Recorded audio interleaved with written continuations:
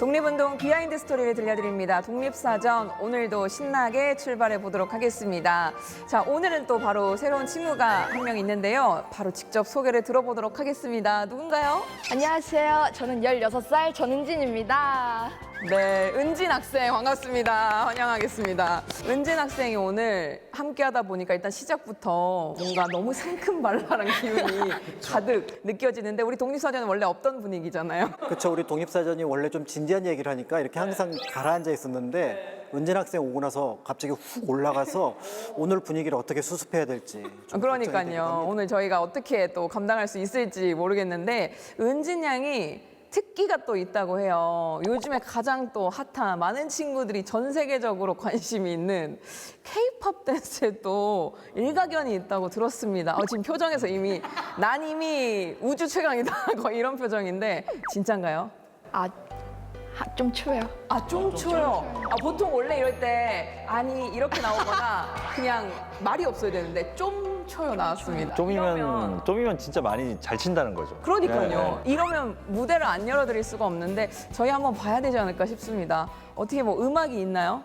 음악이 나오나요? 오늘 직접 가지고 왔어. 준비를 했어요.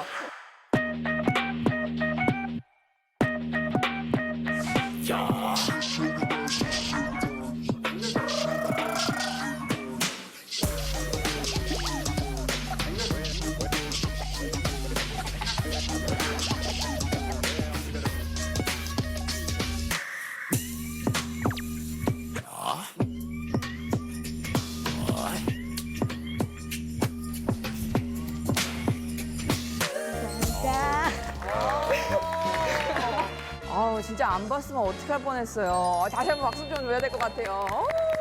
요즘에 또 친구들 사이에서 이 K-팝만큼이나 인기 있는 게 있다고 해요. 돌민정음이라고 들어보셨어요? 저는 들어봤어요. 들어보셨어요? 예, 친구들이 요즘에 돌민정음 진짜 많이 배워요. 많이 배워요. 근데 옆에 우리 작가님 설명을 좀 해드려야 될 것 같은 느낌인데. 민정음은 훈민정음인 것 같은데 느낌상, 그죠? 근데 돌이 뭔지 모르겠는데 돌? 돌 뭘까요? 힌트는 우리 은진 양이 주셨죠? 네, 살짝 줬죠. K-팝? 네, 조금 더 가시면은. 돌민하고 K-팝하고 어떻게 연결해요? 아이돌? 아이돌. 네, 맞아요. 아이돌과 이 훈민정음이 합쳐진 건데 어떤 건가요? 돌민정음은 자기가 좋아하는 아이돌의 노래 가사로 한국어를 배우는 그런 약간 우리 라떼 시절에 영어 네. 공부할 때. 그렇죠. 우리 예전에 그 팝송으로 아침에 그 새벽마다 그 방송하는 거 있었잖아요. 혹시 그러니까 라디오 녹음하셨어요? 녹음해갖고 들었던 팝송으로 영어 하셨고 미드로 하셨고 여기는 이제 K-팝으로 이제 또 한국으로 이렇게 세대가 또 변천이 되네. 그게 바로 돌민정음. 왜 요즘 가장 전 세계적으로 인기 있는 우리 BTS. 전 세계 아미들이 다 이렇게 공부를 하고 있는 걸 바로 돌민정음으로 이해하시면 돼요. 처음부터 한글날이라는 이름을 쓴 게 아니고 1926년에 제정이 됐는데 가갸거날. 각야거날. 네. 근데 집을 다 뒤졌는데 아무 문서가 안 나옵니다. 그래서 조카 방에 갔는데 여학생의 일기장을 이렇게 펼쳐봐요. 그런데 거기에 뭐라고 적혀있냐면 오늘 국어를 썼는데 선생님한테 혼났다.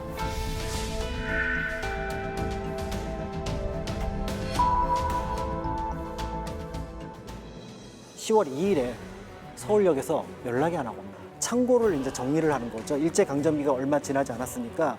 근데 정리하다 보가 표지에 큰 사전이라고 쓴 원고 뭉치가 이만한 게 나온 거예요.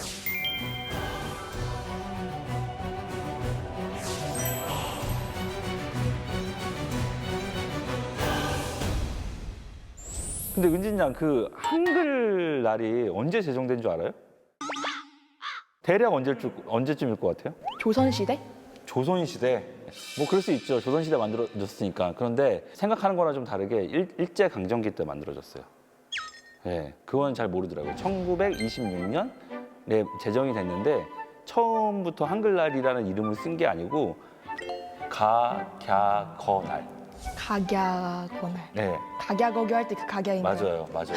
이름 너무 귀여워요. 맞아요. 가갸거날 발음 좀 어려워요. 예. 네, 올해가 바로 한글반 576돌입니다. 그래서 오늘은 우리가 항상 독립운동 이야기를 하다가 갑자기 한글이 튀어나왔는데 우리가 지금 이렇게 한글을 쓰고 있는 이유, 그때 당시에 정말 우리말을 지켜준 우리들의 이야기를 다시 한번 좀 꺼내보는 시간을 가져보려고 합니다. 그래서 각양날 이야기도 해주셨는데 오늘 어떤 이야기로 쭉 풀릴지 굉장히 흥미로운데, 자, 오늘 한글날, 그리고 처음에 과연 한글날로 불리지 않았고 그때 당시에 처음에 어떻게 출발을 했는지 이 이야기를 한번 해보도록 하겠습니다. 사실은 이제 한글날이라고 하는 게 처음에 한글날이 아니었다라고 얘기를 했잖아요. 각야날 이렇게 이제 불렀기도 했었는데, 한글이라는 말 자체가 사실은 널리 퍼지지 않았던 부분하고 관련이 있습니다. 왜냐하면 이제 훈민정음이 있긴 했는데 조선시대만 하더라도 한글을 가리켜서 뭐 언문이라든지 암클이라든지 이렇게 좀 낮춰서 부르는 경향이 있었기 때문에 그거를 뭔가 새롭게 불러야겠다라고 생각을 했는데, 이제 여기에 크다, 으뜸이다라는 의미로 한글이라는 이름을 붙였던 거죠. 그래서 이 각야날이 이제 1928년부터는 한글날로 이제 바뀌게 되는데, 그 한글날이 혹시 며칠인지 알아요? 10월 9일이요. 맞아요. 그런데 이 10월 9일까지 오는 과정이 굉장히 복잡했어요. 처음에 이 1926년, 28년에 한글날을 만들 때만 해도 한글과 관련된 기록은 조선왕조 실록밖에 없었어요. 그래서 거기에 9월 달에 만들었다. 그러니까 이제 9월 29일을 기준으로 10월 28일 또는 10월 29일을 기념을 했던 거죠. 그런데 1940년에 굉장히 중요한 책 하나가 딱 전영필 선생 손에 들어오게 됩니다. 바로 훈민정음이 들어오게 되죠. 이때를 계기로 그러면 우리가 10월 9일로 딱 지정이 된 건지, 정확하게 이게 지금 양력으로 우리가 10월 9일을 쓰고 있는데 이게 딱 정착하게 된 계기가 따로 있을까요? 그렇죠. 그 훈민정음에 보면은 조선왕조 실록에 있었던 부분은 예의 부분이라고 해서 세종 임금이 이 한글을 창제한 것과 관련된 내용이 있는데, 이 간송 전영필 선생이 구한 이 책에는 해례라고 하는 그것을 만들게 된 배경까지 조금 더 자세하게 적혀 있거든요. 근데 여기에 9월 상한, 그러니까 9월 상순에 이 한글을 완성했다 그러니까 여태까지는 9월 달로 봤던 걸 9월 10일로 그 범위를 축소할 수 있게 된 거죠. 그래서 그거를 다시 우리가 알고 있는 양력으로 바꾸게 되니까 10월 9일이 되었고, 그래서 광복까지만 하더라도 한글 얘기를 못 꺼내잖아요. 그러니까 광복 이후에 비로소 우리가 10월 9일을 한글날로 기념하게 되면서 현재까지 우리가 그 날을 한글날로 알게 된 겁니다. 근데 해례보는 이게 뭐 한 권의 책으로 돼 있는 거긴 한데 파트가 이제 좀 구분이 돼 있거든요. 서론이라고 있어요. 서론. 논문에 보면 서론이 나오죠. 네. 그 서론이고요. 그다음에 예의라는 파트가 있고, 그다음에 해례라는 파트가 이렇게 세 개로 나눠져 있는데, 서론하고 예의는 세종대왕이 썼어요. 그리고 마지막 이제 해례는 집현전 학자들이 쓴 건데 사용법을 얘기한 거죠. 그리고 이제 마지막 파트가 이제 그 원리에 대해서 설명한, 그렇게 이제 구성으로 돼 있는 거죠. 예. 그래서 여기에 보면은 이제 기역, 니은, 디귿, 리을 이런 것들이 발음 기관. 그래서 혓소리가 어떻게 나느냐, 어음니 소리가 어떻게 나느냐에 따라서 어떻게 글자를 만들었다. 그래서 기역을 강하게 붙이면 키읔이 되고, 이런 내용들이 그 해례에 다 적혀 있어서, 그래서 다른 글자와 다르게 이 한글은 어떻게 해서 이걸 만들었다라는 것들을 명확하게 알 수가 있는 거죠. 근데 이 과정에서 이제 우리가 한글이란 말을 만들어 썼잖아요. 이제 일제강점기 시대였잖아요. 그래서 이제 우리가 흔히 국영수라고 하잖아요. 국은 국어를 얘기하잖아요. 근데 국어라는 말을 못 쓰게 했어요. 우리말을 국어라고 부르는데 그 말 쓰지 마라. 그럼 다른 말로 만들어야 되니까 그럼 세상에서 으뜸이고 좋은 언어다라는 의미에서 이제 주시경 선생님이 거기다 한글이라는 말을 붙인 거죠. 너무 이쁘지 않아요? 한글. 예. 무엇보다도 한글날을 제정하게 된 가장 중요한 배경은 누가 언제 어떻게 만들었다라는 기록이 명확하게 남아있다는 점. 이건 아마 전 세계 다른 어떤 글자에서도 찾아보기 어려운 부분이거든요. 그렇기 때문에 이제 그런 부분을 염두에 둔다 그러면 한글이 가지고 있는 역사적인 가치도 굉장히 탁월했고, 지금 얘기하셨던 것처럼 한글을 어떻게 보면은 우리 목숨처럼 귀하게 여길 수 있는 중요한 것, 이렇게 이제 생각을 했었는데, 문제는 이제 일제가 이거를 못 쓰게, 막게 하면서 결국은 한글에 대해서 새롭게 생각하는 어떤 그런 것들을 또 한글을 널리 알리려고 하는 그런 사람들이 만들어지기 시작합니다. 근데 학교에서 아까 상황들을 얘기를 해주셨지만 그때 당시 우리가 썼던 일본어가 아무래도 지금까지도 곳곳에 좀 은연중에 모르게 많이 남아있고 특히 우리 은진 양처럼 좀 어린 친구들은 이게 일본어인지도 모르고 그때 잔재가 남아있는지도 모르고 사용을 많이 하는 것 같더라고요. 뭐 우리 세대들도 마찬가지고요. 이런 말이 있어요. 고참이 네? 간식을 소보루팡을 사오라고 했는데 난리 났네요, 지금. 예, 품절돼서 왔다리 갔다 이빠이 했다. 여기서 한국말이 뭐가 있을까요? 이빠이 말고는 다 한국어 아닌가? 그 이빠이 말고는 한국어예요? 와. 여기서 고참, 간식, 품절, 왔다리 갔다리 다 한국어? 이거 다 일본어인데? 제가 지금 드린 말씀 중에 한국말이 없어요. 조사 빼고. 예. 바로 잡아주신다면 어떻게 정정하면 될까요? 선임이 일단 선임. 새참을 새참으로 네. 곰보빵을 새참 왠지 그냥 일단 논밭에서 나와야 될 것 같아서 사오라 해서 왔다 갔다 했다. 품절 뭐 매진이 돼서 사오라고 했다 뭐 이런 이야기인데 정말 생각 이상으로 많이 있다. 그렇죠. 예, 그러니까 보통 방송 용어에서 많이 잡아주는 것 중에 하나가 야채 나오면 이제 채소로 바꿔주고, 그다음에 산보 나오면 산책으로 바꿔주고. 그런데 이제 이런 것들도 사실은 이제 일본어식 한자이기도 한데, 예를 들어 일본어가 그대로 마치 우리말처럼 쓰는 게 있어요. 지금 곤색 옷을 입었네. 네, 이건 이제 감색을 가리키는 말인데 이런 말이고, 이런 표현들을 조금씩 알면서 바꿔 나가야 되는데, 문제는 이거를 바꿔줄 수 있는 사람이 일본어를 잘 아는 사람이어야 돼요. 그렇죠. 그런데 이제 그거를 위해서 좀 바꿔주면 밑에서 언론이 그거를 쓰고, 그러면서 학생들이 그런 것들을 피할 수 있도록 도와줘야 되는데, 그런 부분들이 조금 체계적으로 이루어지는 부분들이 조금 아쉽다라는 것들도 있습니다. 근데 이 이야기를 하다 보니 조금 전에 말씀하셨던 조선어학회가 다시 떠오르네요. 그때 당시에 맞춤법부터 맞추면서 이 작업들을 했는데 어떤 곳인지부터 다시 설명 좀 해주시죠.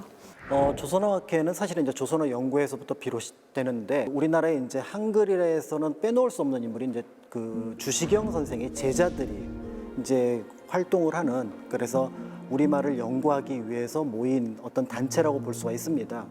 그런데 이제 그쪽에서 조선어 연구에서 생각했던 가장 중요한 부분은 이제 맞춤법, 그 다음에 이제 뭐 외래어 표기법, 그 다음에 표준어, 이런 것들을 제정하는 것이었습니다. 그런데 이제 궁극적인 목표는, 아니 우리말인데 사전이 없어.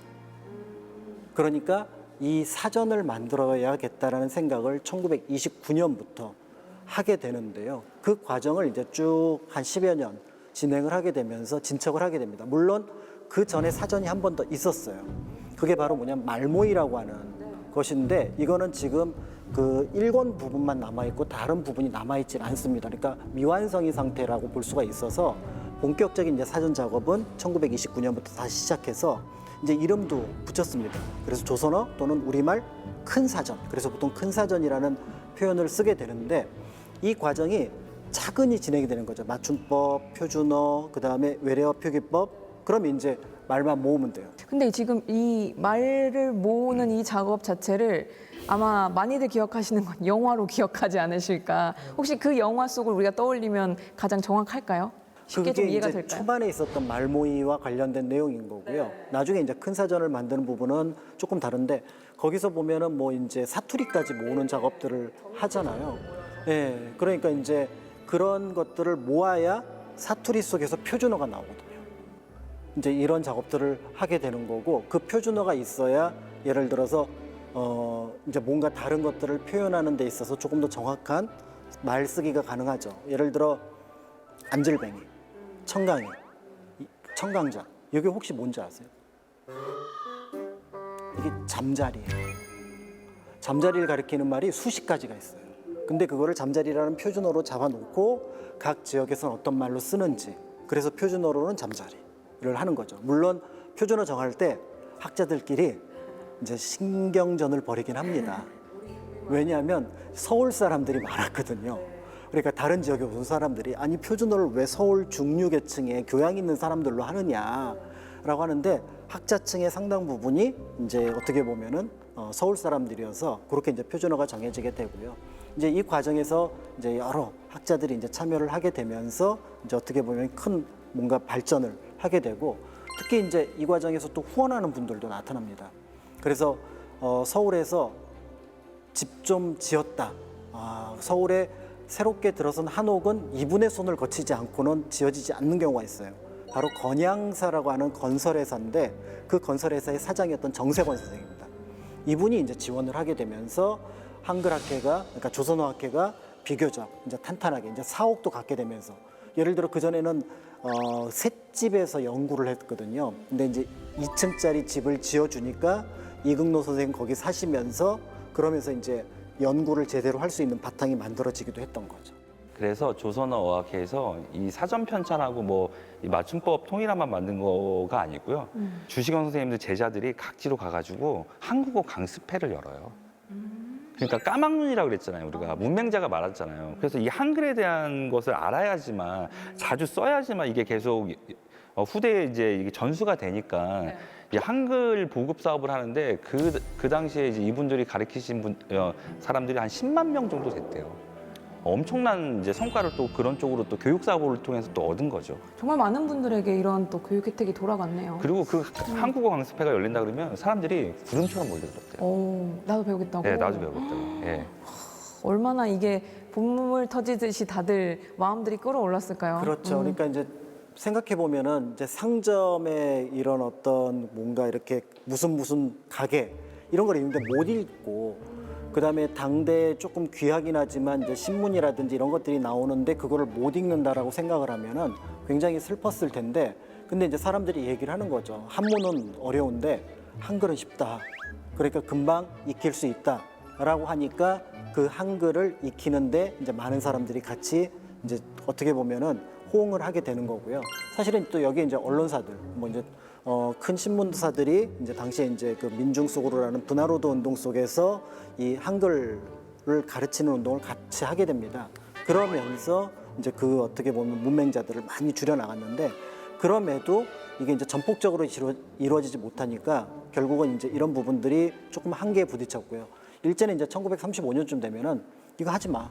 그건 가만히 두고 보지 않았을 것 같은데요? 이게 가만히 보면은 문맹을 퇴치하게 되면은 자연스럽게 그들이 글을 읽게 되고 글을 읽게 되면은 그 글을 속에서 민족 의식이 다시 살아나게 되면은 다시 일본과 다른 그러니까 일본에 저항하려고 하는 움직임이 나타날 거라고 생각을 해서 이거를 못하게 막게 되면서 또 이제 그 움직임이 어떻게 보면은 가라앉게 되는 그런 모습이 나타나게 됩니다. 근데 일본의 그간 행동을 좀 보면 그냥 하지마 이게 아니라 아예 싹을 없애려고 정말 또 모진 행동들을 하지 않았을까? 당연히 했죠.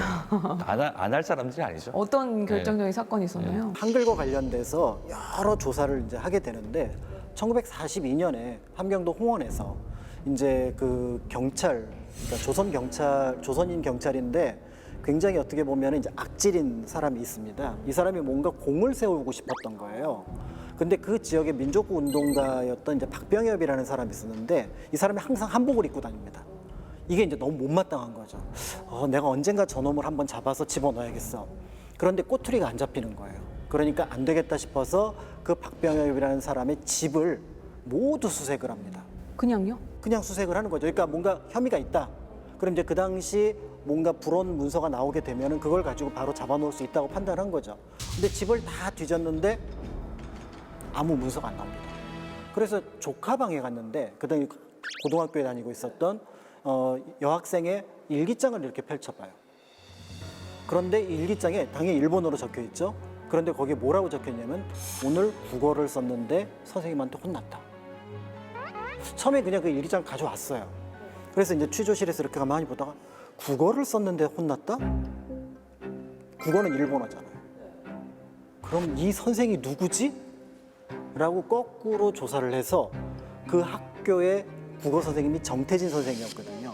이 정태진 선생을 잡아옵니다. 그리고 나서 그 뒤를 해보니까 이분이 조선어학회 회원이었던 거죠. 이래서 우리가 알고 있는 33명의 조선어학회 회원들이 잡혀가는 사건이 만들어지게 돼요. 야, 그 일기장에서 출발을 한 거예요? 그렇죠. 근데 이 사건이 어디로 번지냐면 제가 아까 그 원고 수십만 장 썼고 그 예, 단어장도 그렇게 많이, 카드도 많이 만들었다 그랬잖아요. 그걸 다 없어요. 그러니까 그 동안에 궁이 완전히 하루아침에 공중으로 완전히 공중분해된 거죠. 그러니까 이제 조선왕 말살의 어떤 과정 속에서 결국은 이제 이분들에게 굉장한 고문을 합니다. 그래서 나중에 이제 뭐 증인으로 뭐 40몇 명이 잡혀오기도 하는데 결국 33분 중에서 두 분이, 그러니까 이윤재, 한징 두 분 선생님은 결국 고문을 이기지 못하고 돌아가셔요. 그런데 결국 증거가 없잖아요. 그러니까 결국은 5명만 기소를 하게 되는 거고요. 그래서 그 5명이 이제 기소를 받아서 이제 어떻게 보면 뭐 2년에서 3년형 정도를 받고 이제 함흥 감옥에 이제 갇혀 있게 되는데, 이분들이 생각할 때 우리가 한글을 연구했다는 이유로 죄인이 되어서는 안 되겠다. 그러니까 지금으로 치면 이제 상고인데 그때는 항소라는 표현을 썼는데 상고를 하자라고 해서 서울에 가서 다시 한번 재판을 받자라고 해서 이제 어떻게 보면은 다시 재판을 신청을 하게 됩니다. 근데 이 신청도 1945년 8월 13일에 기각당합니다. 그런데 이제 이틀 뒤에 이제 광복을 맞이하게 되면서 8월 16일 날, 그러니까 다음 날이죠. 이제 감옥에서 풀려 나오게 되면서 일단 조선어학회 사건은 두 분이 돌아가시게 되고, 그 다음에 다른 분들은 엄청난 고초를 겪고 풀려나는 것으로 끝나게 되죠. 은진양, 우리 너무 아깝잖아요. 그동안 너무 공들여가지고 그 사전 다 만들어놨는데 뺏겼잖아요. 그거 어떻게 됐을까요? 다 찾았으면 다 찾았으면, 네. 선생님 얘기해 주시죠. 어떻게 됐는지. 과연 찾았을까요? 사망을 뒤져도 없죠. 그러니까 이제 이분들이 광복이 되어서 뭔가 이제 새로운 국가에서는 모든 것들을 한글로 바꾸는 작업들을 해야 되잖아요. 이제 그 과정도 해야 되는 상황이니까 이 사전을 다시 편찬할 엄두가 나질 않는 거예요. 그런데 이제 한 달 보름 정도 지나서 10월 2일에 서울역에서 연락이 하나 옵니다. 갑자기? 네, 조선운송 주식회사라고 하는 곳에서 창고를 이제 정리를 하는 거죠. 일제강점기가 얼마 지나지 않았으니까. 근데 정리하다 보가 표지에 큰 사전이라고 쓴 원고 뭉치가 이만한 게 나오는 거예요. 그러니까 이분도 조선어학회 사건을 어느 정도 알고 있었던 거죠. 그래서 학회로 전화를 겁니다. 그랬더니 그 전화를 받고 그 선생님들이, 그러니까 뭐 그 최연배 선생을 포함해서 그 선생님들이 뛰어가죠. 뛰어갔는데 딱 봤는데 눈물이 펑펑, 그 사전이었다. 그러니까 이게 남아 있었던 거는 기적에 가까운 일이었죠. 왜냐하면은 8월 14일, 15일부터 일본이 자신들이 불리하다고 생각하는 모든 문서들을 불태웠고, 실제로 함흥 그 감옥을 중심으로 해서 그 재판소 근처에서도 그 문서들이 모두 불탔기 때문에 그거를 보고 들었기 때문에 이 문서가 없을 거라고 생각을 했던 거죠. 그런데 이게 기적적으로 남아 있었던 이유는 아까 그 5분이 상고를 했잖아요. 그래서 그게 증거로 함흥에서 서울로 보내졌는데 이게 재판소에서 보지도 않고 기각을 시켜버렸는데 그게 증거 서류는 여기 창고에 묻혀 있었던 거예요. 만약에 이분들이 상고를 하지 않았으면 그게 함흥 감옥 근처에 있다가 불에 타서 없어졌을 겁니다. 그래서 그분 5분이 이게 죄가 돼서는 안 된다 라고 해서 상고를 했던 이 덕분에, 그때 이제 26,000매 정도거든요. 그러면서 이제 빨리빨리 제작을 해서 6.25도 겪고 했지만 1957년에 모두 6권의 우리말 큰사전이 만들어지게 된 거죠. 이건 뭐 진짜 기적 아닌가요? 그러니까 드라마 영화가, 그래서 사실은 앞에 말모이 부분도 중요하지만 저는 이 부분을 찾는 데서 약간 소름도 끼치고, 그리고 정말 우리 민족, 우리 나라가 정말 누군가가 도와주고 있구나라는 생각을 할 수밖에 없는 부분이 바로 이 부분이었던 거고요. 그래서 진짜로 세계에서 몇 번째 안 되게 또 우리말 사전을 갖게 되었다라는 것, 이런 것들을 생각해 보면, 그래서 그분들이 또 노력을 했고 또 그분들이 끝까지 저항을 했고 그런 덕분에 저런 어떤 그 성과물이 빨리 나오지 않았을까, 이런 생각을 합니다. 광화문 인근에 가면 가온 누리길이라고 있거든요.